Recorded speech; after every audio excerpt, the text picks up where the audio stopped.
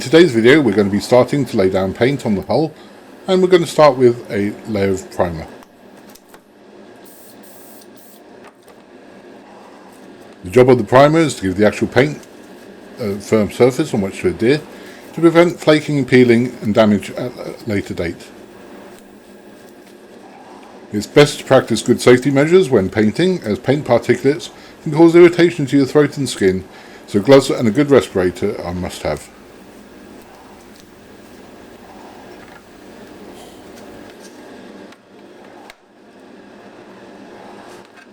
The hull is a bit big for the booth, so I'll have to move it around a bit more than I'd like to, but it will ensure that there's good coverage of primer on the hull itself.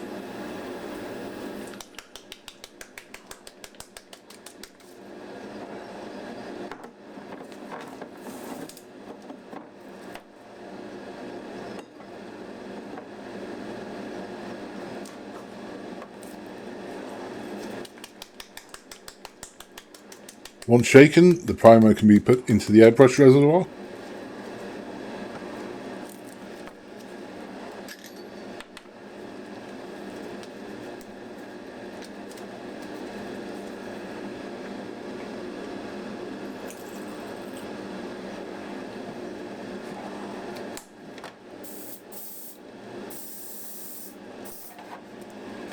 And then using long strokes, a thin layer of primer is applied to the hull.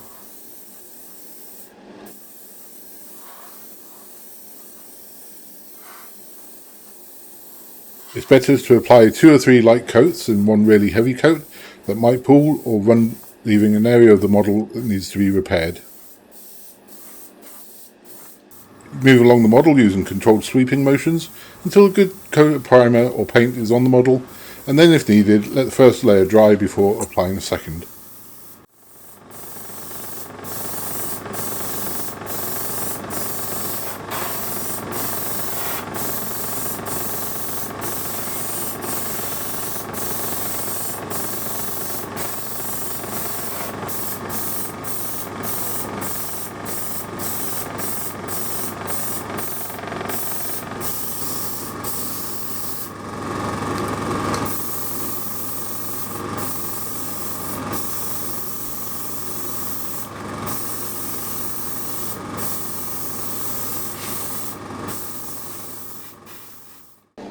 Once more layers are applied and you're happy with the finish, let it dry, and then we can move on to the next step.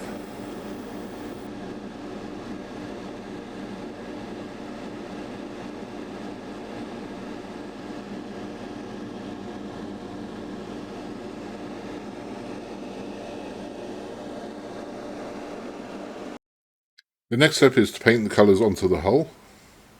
However, if you're going for full authenticity, then you need to pay particular attention to the colours you use.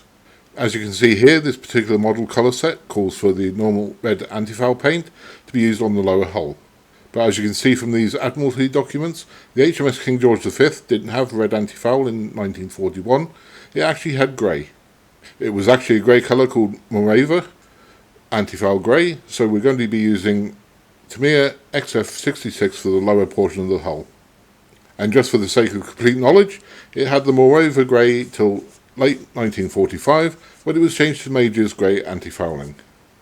But if you wish to invoke the ancient law of my model, my rules, you can of course choose whatever colour you want, but we're going to go for authenticity. Skipping ahead a little bit, I painted the bootstrap line by laying down a wide line of black paint along the hull. Once that dried, I taped where I wanted the bootstrap to be, and over the top sprayed black paint. The second coat of paint over the masking tape seals the edges of the tape and prevents other colours from bleeding underneath the tape. This means the bootstrap should be well defined and neat once the tape is removed.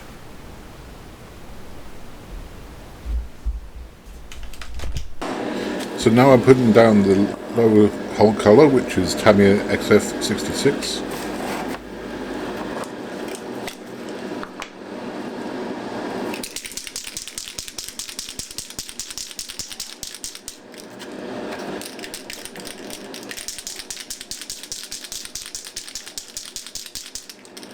I happen to have a spray can of XF66, so I'm going to use that instead of setting up the airbrush.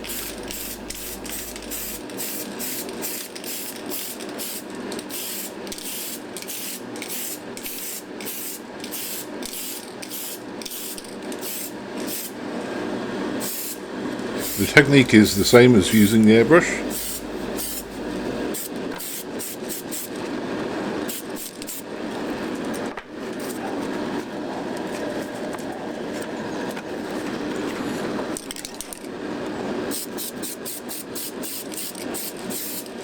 And you can see that I've marked up the upper deck so that we can just spray on the colour that we need.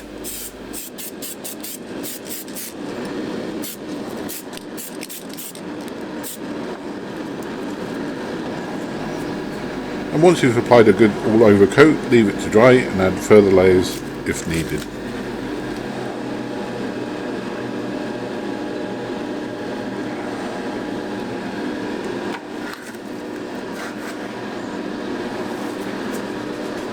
It's the same for the upper hull colour, so I'll go ahead and do that off camera, and I'll be back with the finished article.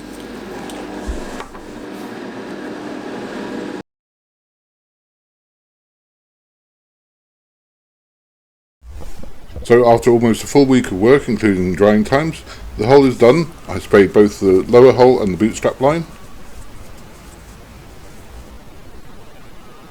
But I hand painted the upper hull section because I didn't want a showroom shine finish or an excessively worn appearance, but just something that showed the ship had been at sea at some point. I'll be weathering further later on, but this is a good start.